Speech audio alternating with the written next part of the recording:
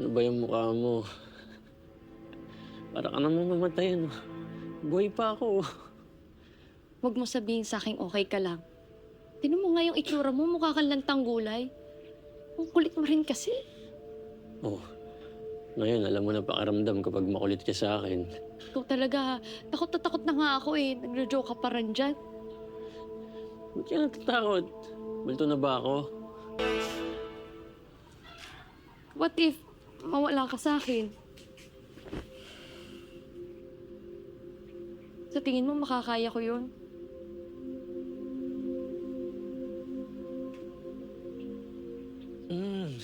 Si overthinker naman.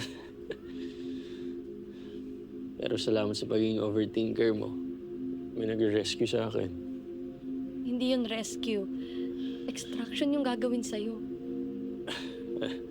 Kung ano man tawag dyan, thank you pa rin. Wala na sa tamang hulog tong pag-iisip ko eh, para ma-differentiate ko pa yan. Ano mo? Wrinkles mo, oh. Tama na yan. Ako, naniniwala ko na Kuya Mikoy will save me. Tsaka di ba, ready na yung treatment room ko? Don't worry about me. I'm fine.